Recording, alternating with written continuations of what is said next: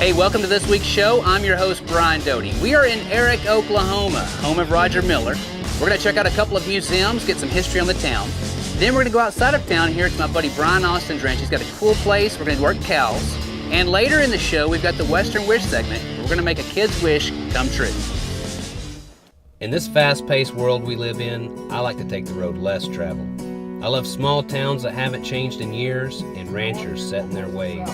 Back road driving, small town dining, long dusty trails, and horses fast as hell. Windmills in Palm Jack, so forgotten town. How's it going, man? Good. What are we going to do today?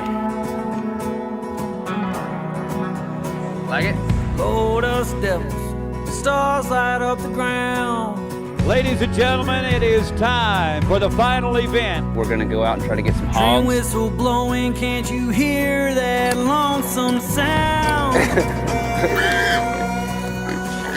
Keep on rolling through the darkness, moving through your town. We're going to be in Fairfield, Texas today.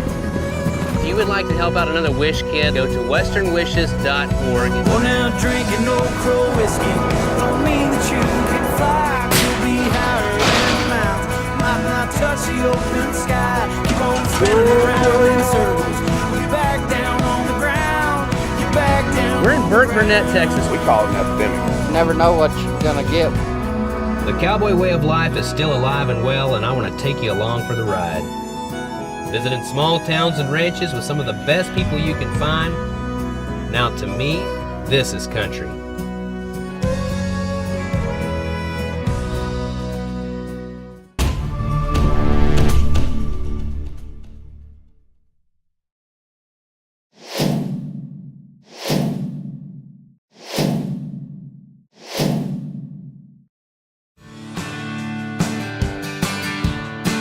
So we're here at the 100th Meridian Museum. I'm going to go in here and visit with Curtis, and he's going to give me some history on the town of Erick, Oklahoma, right here on Route 66.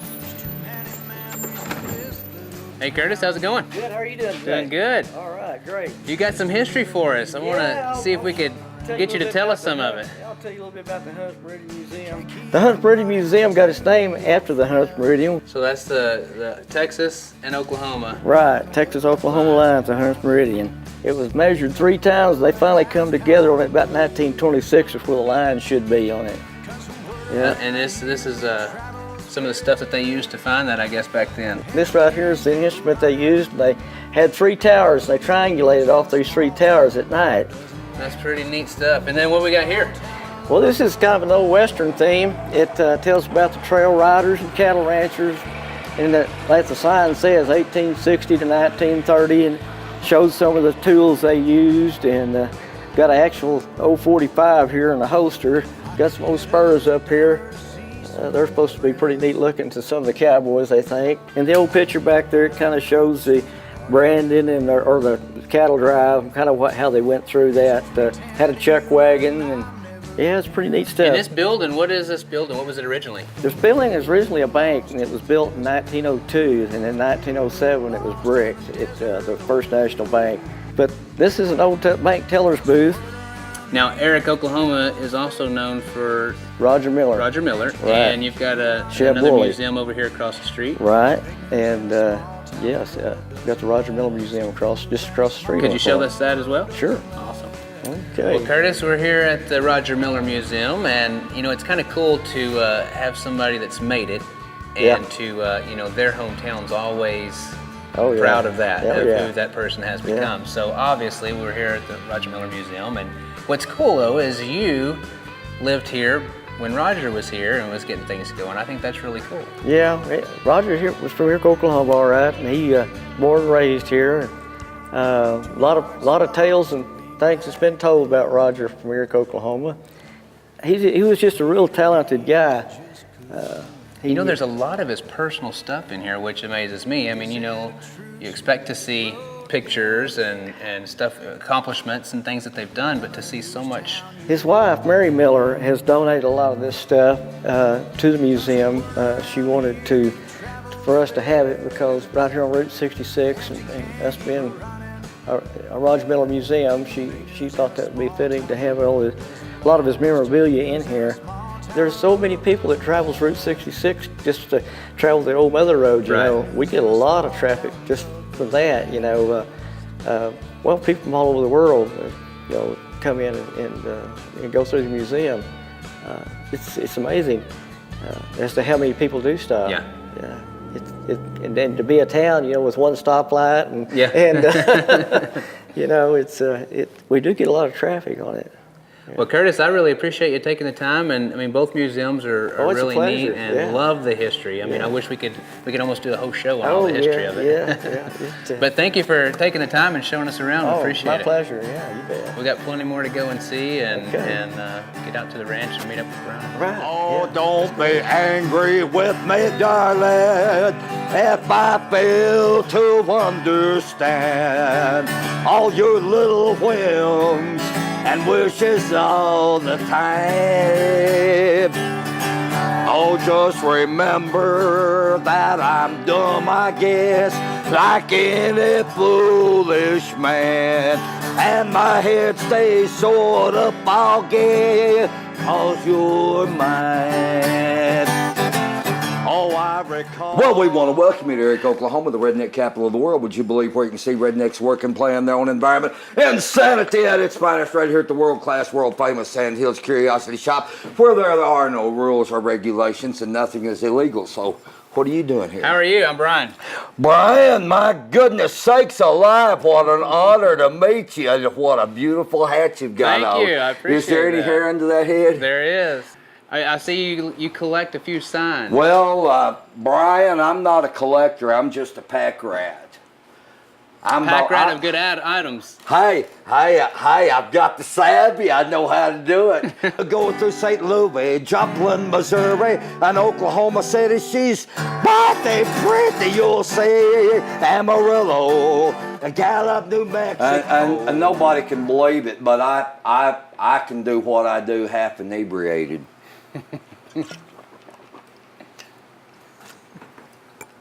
It really impresses your people buddy like, Jack there, huh?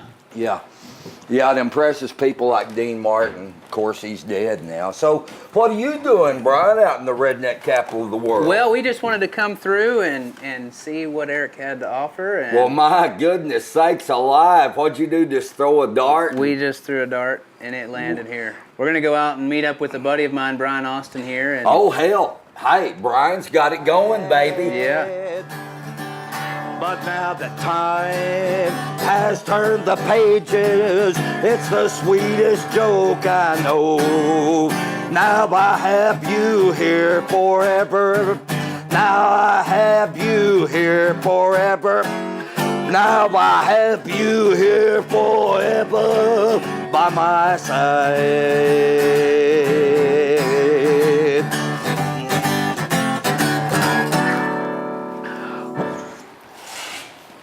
Brian Austin, what's up, buddy? How you doing, man? Good. How you been? It's been a while. Good. How was the trip down? Oh, it was good. Awesome. But you know, I think we brought some weather with us. Yeah, I can Kind tell. of crazy looking. Yeah. I think there's going to be a bad storm, so we'll probably put off today, the rest of the day, and y'all can go out with those guys tomorrow. I'm not going to be able to be there, but they'll keep you took care of and show you a good time and show you around the ranch. Definitely. So, well, I've been here before. I've seen the ranch, and so it's going to be nice to be on horseback. Oh, you bet, man. So I wish I could have been here today. It was a good day, but now the storm's blowing in, and it's fixing to get a little out of control. So yeah. Well, we'll hit it hard and heavy in the morning and see what we can make happen. You bet. All right, man. Good to see you. Glad to be here, buddy. Yeah. Glad you're here. Yeah.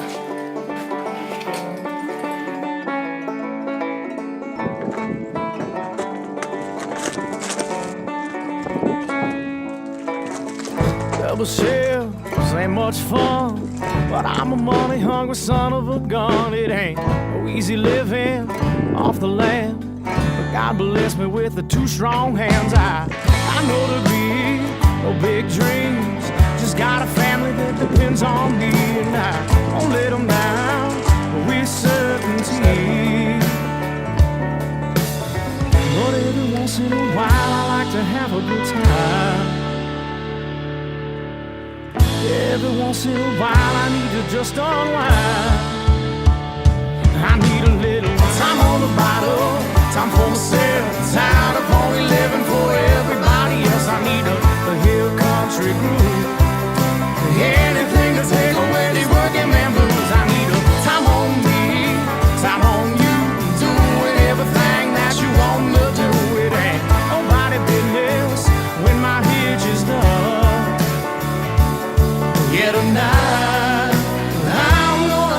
some fun.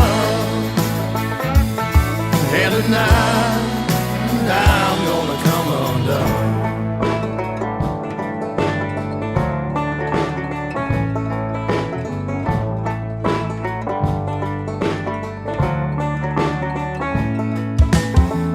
Tripping fits, I'm out in the sticks. I'm just a derrick man working the pits. I need a little bud and a jug of luck. 24 hours till I'm out of this mud. I got no degree, no big dreams. Just got a family that depends on me, and I won't let them down with certainty. But every once in a while I like to have a good time. Yeah, every once in a while I need to just unwind. I need a little time on the bottle, time for myself, tired of only living for everybody else. I'm needing more than a few. Anything to take away these working man blues. I need a time on me, time on you, doing everything that you want to do. It ain't nobody business. I'm here just yeah, tonight I'm gonna have some fun. Yeah, tonight I'm gonna come undone. Hey!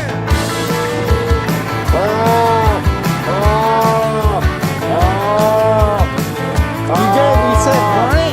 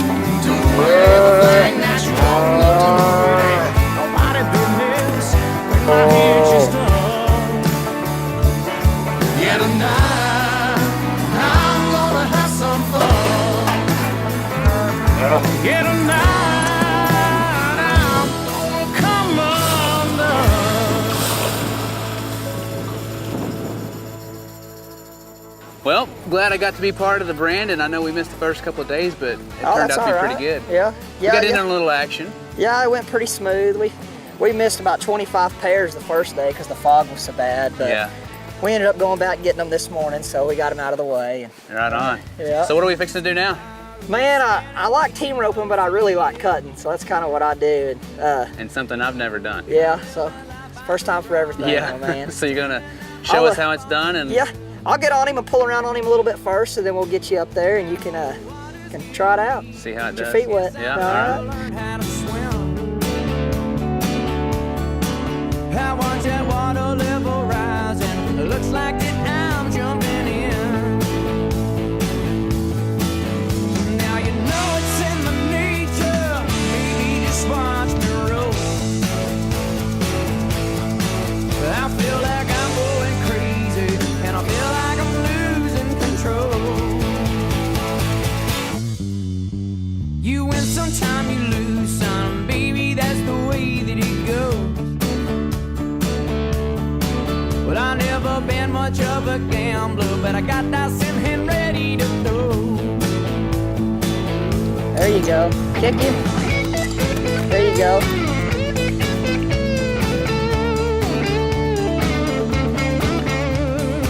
What did the sport of cutting come from? I mean, how is that? Well, you know, back in the day, before there were just fences everywhere and whatnot, people would kind of throw a big old wad of cattle up together, and they would sort a calf out with their horse and catch him and drag him to the fire, you know. And so sooner or later you had to strip those calves off those cows, and you know, I guess it kind of got to be a competition among the cowboys of who had the best horse or the cowiest horse that would get down on one and get him sorted out of the herd, you know. And for long everybody was training cutting horses, you know. I like it. It's a lot. It's awesome to watch when somebody knows what they're doing is on there. Well, I honestly don't know that much about it. You could, like, people that really are serious about it and do it a lot better than I am. Yeah. But I enjoy it, so. Well, it was fun. I mean, it was definitely something new, and you know, it's just like writing with your right hand, and then you go into switch and do it with your left. It's just, you got to get used to it. So you got to learn. And well, yeah, and you know, and guys, typical reining horse or rope horse. Well, a reiner uses their feet a lot too, but a rope horse guy or just an old cowboy is used to pulling their horse around with their hand, and then you got to kind of figure out how to use your feet more than your hand. You know, so it's a little different. And somebody that can get on a horse, you know, a cutter, a roping horse, reining, all the different ones. You know, I mean, it's just that much more knowledgeable you are, you know, or a horseman. You bet. So it's pretty neat. But thanks. I appreciate you putting me on. Man. Well, yeah. I hope I didn't mess him up too bad. No. Not at all. Well, glad you liked it. Yeah, good stuff. Now you can go home and buy a cutter. Yeah. Oh yeah. Just pull out the pocketbook. Well, as you know, each week we do a segment with Western Wishes. This week we're in Guthrie, Oklahoma at the Lazy E Arena for the Timed Event Championship. We're going to meet up with Dane and his family, and he's also going to be recognizing the arena for keeping a positive attitude during this difficult time of his life. Welcome back, everybody. It's time to continue the final day of the Cinch Timed Event Championship. You know, every cowboy dreams of being a champion, and Dane Lancaster was no exception. He attended his first Timed Event Championship when he was 8 years old to cheer on his favorite cowboy and friend, Trevor Brazile, and he had just started rodeoing 2 months before, but he knew then that he'd found his passion. By the time he was 11 years old, he had already accumulated the winning titles and over 12 championship buckles. He had set his sights on the future, stars roping, for his next win. I guarantee you that was an accident that rocked our rodeo world, especially here in Oklahoma, and Trevor Brazile knew about it, and he made contact with him, and we'd like to say thank you to Western Wishes for providing the opportunity for his family to be here at the Lazy E. They're proud to host them all weekend and give them the VIP treatment. We're so thankful that God is in the business of miracles, and that family got one, and we are so thankful to share that opportunity to tell the story about how good God is here today. You betcha. All right, hey, I'm here with Dane's mom, Kelly. Kelly, this is such a touching story. I want you to tell the viewers about Dane's story and what's happening. Well, on May 24th of 2014, we were at the Rising Star Roping in Shawnee, Oklahoma, and Dane was leaving the box, and a neck rope came out incorrectly and wrapped around his horse's leg and flipped his horse over on him. As a result of that, he had multiple skull fractures and facial fractures, and he was care flighted from the scene, and when they took off on the helicopter, I didn't know if I'd see him ever again alive. From there, we spent 2 weeks in ICU where he was paralyzed and on a ventilator, and just a myriad of problems. We had one surgery where they went in to see if his carotid artery had either healed or was going to require surgery, and praise the Lord, it didn't. And so we knew that God was in the business of miracles even then. We moved into Baylor, our children's house, and when we did, Dane really began to improve. And when we got there, he couldn't sit up on his own. He couldn't respond. He couldn't talk, couldn't walk. He had a feeding tube. It was a very dismal situation, but slowly but surely God showed up every day, and every day Dane did something new, did something better. His left arm was paralyzed, and one day he reached down and tried to pull out his feeding tube, and then wasn't paralyzed. Now, that had to be the most difficult thing to ever go through, but through that, you say that was also a blessing. Well, I will tell you that from our perspective, I don't know how anyone would have ever made it through this without faith. God carried us every step of the way. You know, as a parent, we manage things, we take care of our kids, and we make everything go around. And in a split second, I couldn't take care of him or myself. But it was God getting me out of the way so he could show us, I can do this. You can't, but I can. And every day, we had to rely on him.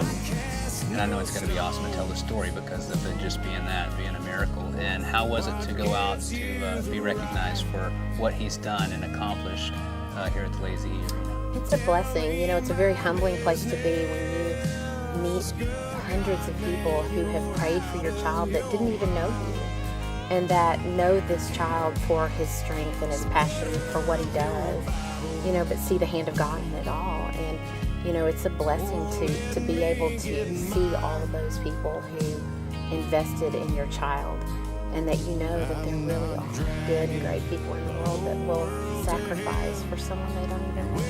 That's going to be an awesome feeling to have. It is. And the letters that you received in the mail and all of that. But, you know, I know Dane is touching a lot of people with what he's done, and I know that's going to just continue. He's got a big future ahead of him. We believe that. We believe that, you know, this was God setting the stage for what he has for this child to do. And even at this young age, he's so passionate about what he does that we just know that God will continue to develop that in him and use him. Well, years from now, we'll say, I prayed for that child. It's a miracle. Look at what God's done. Well, Dane's story is nothing short of a miracle, and it was great to spend time with him and his family today here at the Lazy E Arena. We do all of this through Western Wishes, so if you guys would like to help out and make more wishes like this happen, please go check out their website to see what they do and how you can help. westernwishes.org.